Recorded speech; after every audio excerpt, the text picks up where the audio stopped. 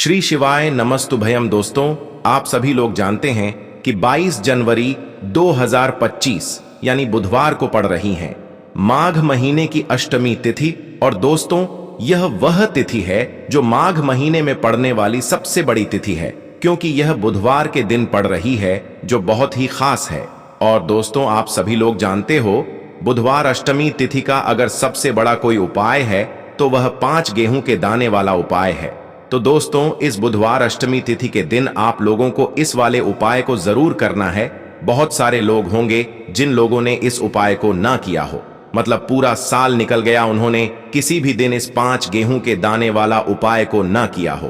पर दोस्तों, आपके पास एक आखिरी मौका बचा हुआ है, जो कि 22 जनवरी बुधवार अष्टमी तिथि के दिन है।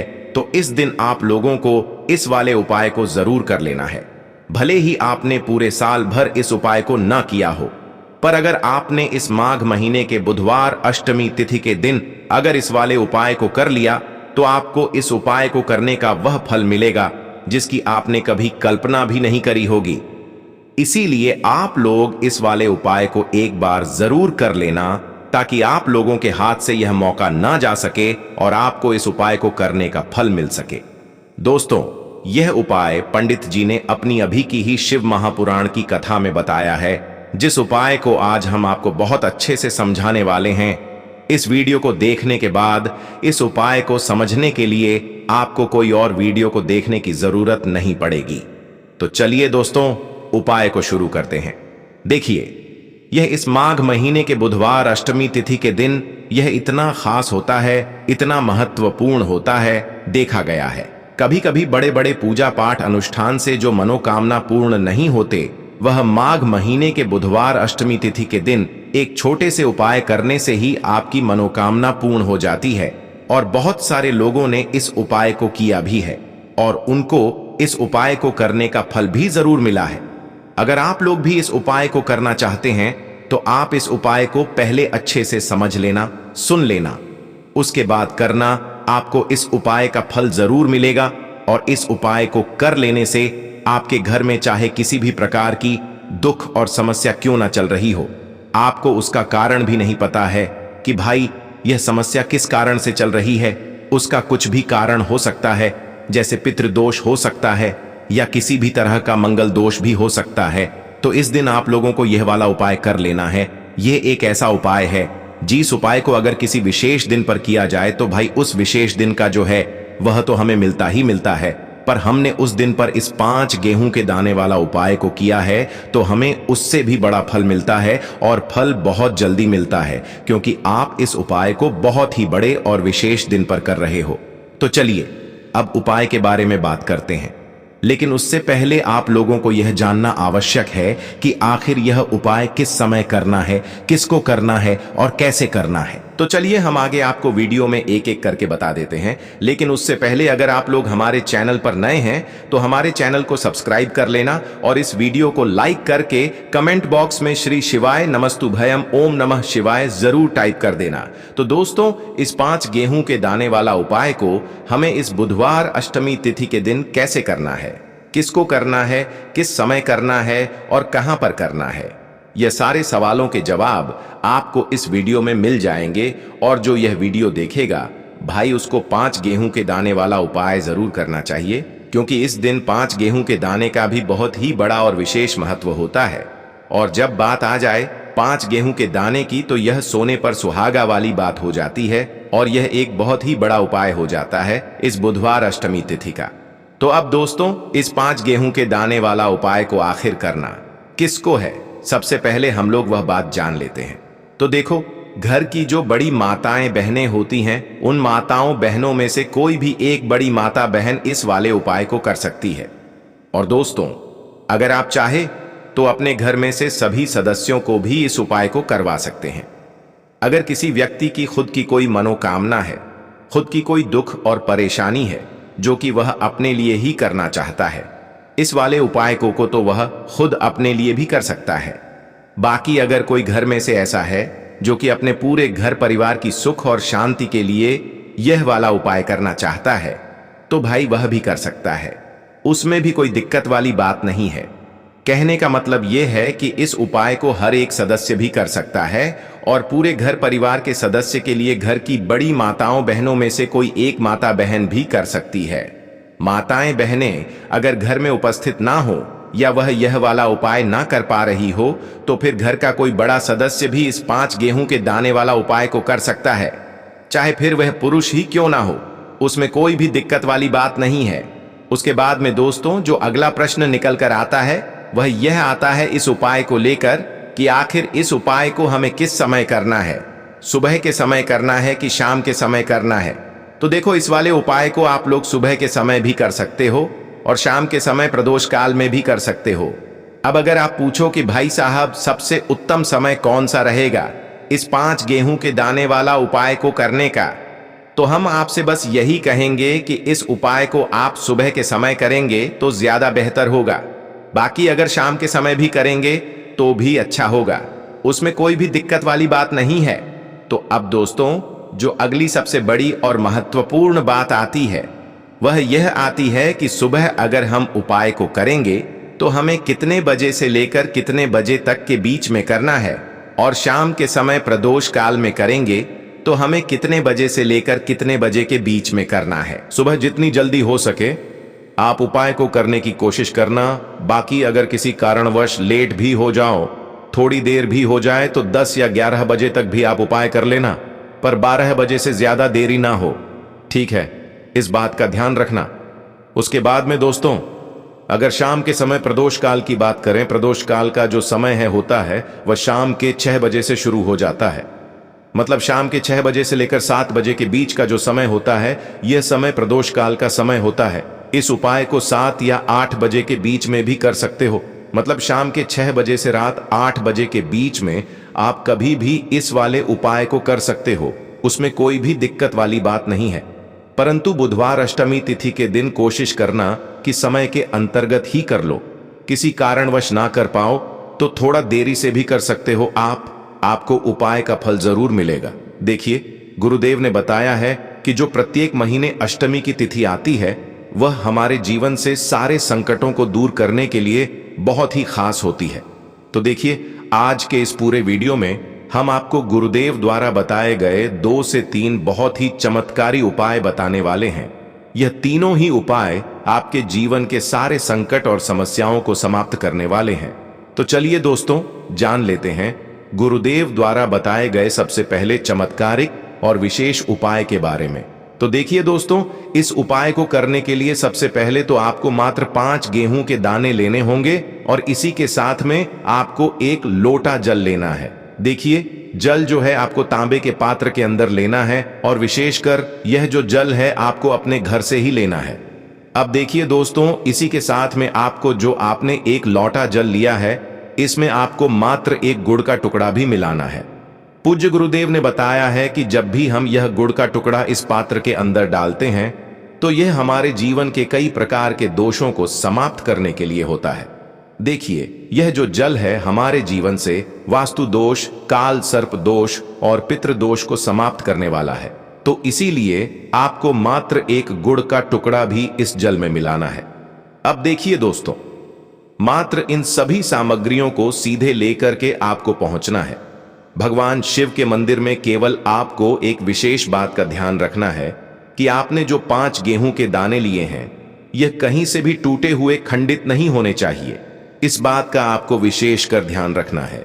देखिए, शिव मंदिर पहुंचने के बाद सबसे पहले तो आपको अपना मुख उत्तर दिशा में कर लेना है तथा दक्षिण दिशा में आपको बैठ जाना है। लेकिन शिव मंदिर में यदि भीड़ अधिक है तो फिर आप किसी भी दिशा में बैठकर इस उपाय को कर सकते हैं। देखिए, इस उपाय को करने के लिए सबसे पहले तो आपको एक कार्य करना है। आपके पास जो 5 गेहूं के दाने हैं इन्हें आपको अपने हाथ में लेना है और आपने जो यह गुड़ से युक्त जल तैयार किया था यह जल आपको इन गेहूं के दाने पर डालना है। यानी कि आपको यह जो गेहूं के दाने ही शिवलिंग पर गीले करके ही अर्पित करने हैं, क्योंकि सूखी चीजें हम कभी भी शिवलिंग पर अर्पित नहीं करते हैं। अब देखिए दोस्तों, आपको एक कार्य करना है। आपके पास 5 गेहूं के दाने हैं तो इनमें से आपको 4 गेहूं के दाने अलग कर लेने हैं और ये जो 4 गेहूं के दाने हैं इन्हें आपको एक साथ शिवलिंग पर जहां श्री गणेश जी का स्थान होता है, यानी कि शिवलिंग के सीधी तरफ जहां पर गणेश जी विराजमान होते हैं, वहां पर आपको 4 गेहूं के दाने अर्पित कर देने हैं और आपको श्री गणेशाय नमः या फिर ओम गण गणपते नम इस मंत्र का कम से कम 11 बार जाप कर लेना है। देखिए, आपको 4 गेहूं के दाने शिवलिंग के सीधी तरफ अर्पित कर देने हैं। अब इसके बाद आपके पास जो अंतिम गेहूं का दाना बचा हुआ था, 5वां गेहूं का दाना, इससे आपको जो आपके पास जल का पात्र है उसमें डाल देना है और यह जो जल है इसे आपको धीरे धीरे भगवान शिव के शिवलिंग पर ही अर्पित कर देना होगा। श्री शिवाय नमस्तुभयम इस मंत्र का लगातार जाप करते हुए गुरु जी ने बताया है। यह जल आपको इतने धीरे धीरे अर्पित करना है कि आप जल समर्पित करते हुए कम से कम 11 बार श्री शिवाय नमस्तुभयम इस मंत्र का जाप अवश्य कर सकें। अब आपको शिवलिंग के सामने बैठकर थोड़ी सी देर मंगलेश्वर महादेव का स्मरण कर लेना है।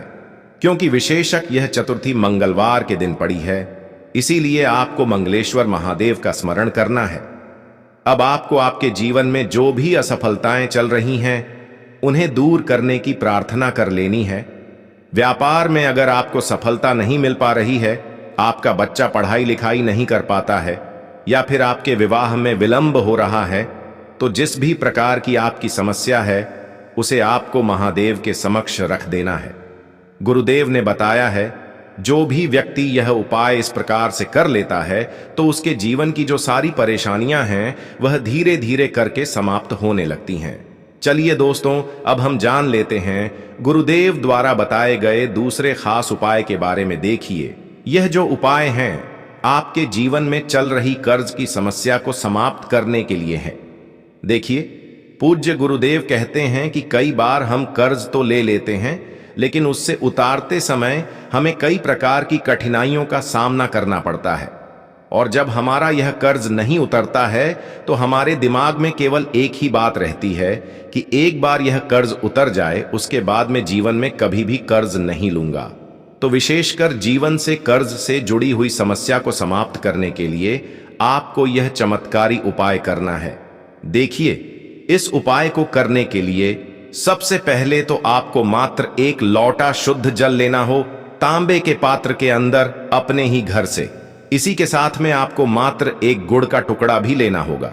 गुड़ का टुकड़ा आपको मात्र छोटा सा ही लेना है और सबसे आखिर में आपको मात्र मसूर की दाल लेनी होगी। यदि आप चाहे तो मसूर की दाल 11 भी ले सकते हैं या फिर 21, 41, 41, 41 या फिर 108। जितनी भी आपके पास मसूर की दाल उपलब्ध है उतनी मात्रा में आप मसूर की दाल ले सकते हैं। अब मात्र यह जो तीनों ही सामग्रियां हैं इन्हें सीधे लेकर के आपको पहुंचना है। भगवान शिव के मंदिर में पूज्य गुरुदेव ने बताया है कि यह उपाय आप चाहे तो शाम के समय में भी कर सकते हैं। शाम को प्रदोष काल के समय में यदि आप यह उपाय करते हैं तो आपके लिए सर्वोत्तम होता है। प्रदोष काल के समय यदि आप यह उपाय नहीं कर सकते हैं तो फिर आप यह उपाय सुबह से लेकर के शाम तक किसी भी समय में कर सकते हैं। देखिए, मंदिर पहुंचने के बाद सबसे पहले तो आपके पास जो गुड़ का टुकड़ा है इसे आपको उस जल के पात्र के अंदर डाल लेना है और यह जो जल है इसे आपको भगवान शिव की शिवलिंग पर धीरे धीरे अर्पित कर देना है। श्री शिवाय हम इस मंत्र का लगातार जाप करते हुए और आण मुक्तेश्वर महादेव का स्मरण करते हुए।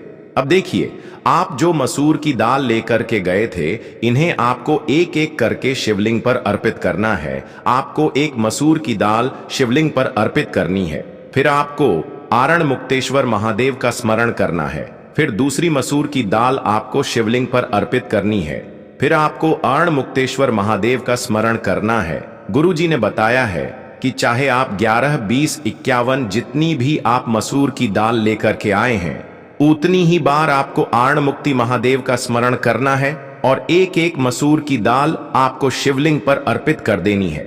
पूज्य गुरुदेव ने बताया है कि जो भी व्यक्ति लगातार 5 बुधवार इस उपाय को कर लेता है तो गुरु जी ने बताया है कि इस उपाय को करने के बाद हमारे जीवन में धन प्राप्ति के रास्ते कहीं ना कहीं से खुल ही जाते हैं।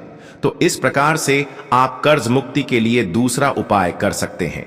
अब दोस्तों, हम जानते हैं तीसरे विशेष और चमत्कारिक उपाय के बारे में। देखिए, यह उपाय विशेषकर ऐसे लोगों को करना है जिनके शरीर में कोई भी रोग हो गया है, कोई भारी बीमारी हो गई, या फिर जिनके बिजनेस में व्यापार में बढ़ोतरी नहीं हो पा रही, लगातार उनका व्यापार ठप होते जा रहा है, या फिर उन्हें अपने नौकरी में पदोन्नति नहीं प्राप्त हो पा रही है, या फिर यदि जीवन में धन की प्राप्ति नहीं हो पा रही है, तो विशेषकर ऐसे लोगों को यह उपाय करना है। देखिए, इस उपाय को करने के लिए आपको मात्र 1 लोटा शुद्ध जल लेना होगा, तांबे के पात्र के अंदर अपने घर से। अब देखिए, इसी के साथ में आपको मात्र 5 बेलपत्र लेनी है। देखिए, यदि आपको बेलपत्र प्राप्त नहीं हो पाती है तो आप लिपर जड़ी हुई बेलपत्र को पुनः शुद्ध जल से धो करके उनका उपयोग कर सकते हैं। लेकिन आपको ध्यान रखना है कि जो बेलपत्र है वह कहीं से भी टूटी हुए खंडित नहीं होनी चाहिए। तो देखिए, आपको मात्र यह जो दोनों ही सामग्रियां हैं इन्हें लेकर के पहुंचना है। भगवान शिव के मंदिर में यह उपाय भी आप सुबह से लेकर के शाम तक किसी भी समय में कर सकते हैं। देखिए दोस्तों, मंदिर पहुंचने के बाद सबसे पहले तो आपके पास जो 5 बेलपत्र हैं, इन 5 ही बेलपत्र की डंडी को आपको पकड़ करके और शिवलिंग पर जहां श्री गणेश जी का स्थान होता है वहां पर आपको यह बलपत्रियां स्पर्श करवा, आपको यह बलपत्रियां रखनी नहीं है, केवल आपको टच करवानी है। आपको 5 बेलपत्र को एक साथ स्पर्श करवानी है। बेलपत्र को स्पर्श करते समय आपकी जो भी मनोकामना हो, चाहे आपको व्यापार, चाहे आपकी व्यापार से जुड़ी हुई कोई भी मनोकामना हो, या फिर आपकी नौकरी के लिए, या फिर आपकी अपनी किसी भी प्रकार की मनोकामना हो जिसके लिए आप यह उपाय कर रहे हैं, तो उस मनोकामना की पूर्ति के लिए आपको प्रार्थना कर लेनी है। और यह जो बेलपत्र हैं, इन आपको श्री गणेश जी वाले स्थान से उठा करके सीधे शिवलिंग पर अर्पित कर देनी है। देखिए, 5 ही बलपत्री आपको इस प्रकार से अर्पित करनी है कि जो चिकनी साइड है वह शिवलिंग से स्पर्श रहेगी, डंडी वाला भाग जलाधारी को रहेगा। इस प्रकार से आपको ये 5 ही बेलपत्रियां शिवलिंग पर अर्पित कर देनी है। अंत में जो आपके पास 1 लोटा शुद्ध जल है, इसे भी आपको धीरे धीरे भगवान शिव के शिवलिंग पर ही अर्पित कर देना होगा। श्री शिवाय नमस्तुभयम इस मंत्र का जाप करते हुए पूज्य गुरुदेव ने बताया है कि जो भी व्यक्ति बुधवार के दिन पड़ने वाली इस विशेष अष्टमी पर यदि उपाय कर लेता है तो उसके जीवन की कोई ऐसी मनोकामना नहीं जिसे हमारे महादेव परिपूर्ण ना कर सके। तो इस प्रकार से आपको सुंदर सा उपाय भी करना है। तो दोस्तों, ये थे पूज्य गुरु जी द्वारा बताए गए कुछ बहुत ही खास उपाय। अगर आपको जानकारी अच्छी लगी हो तो वीडियो लाइक करिएगा। मिलते हैं फिर एक नए वीडियो के साथ। श्री शिवाय नमस्तुभयम।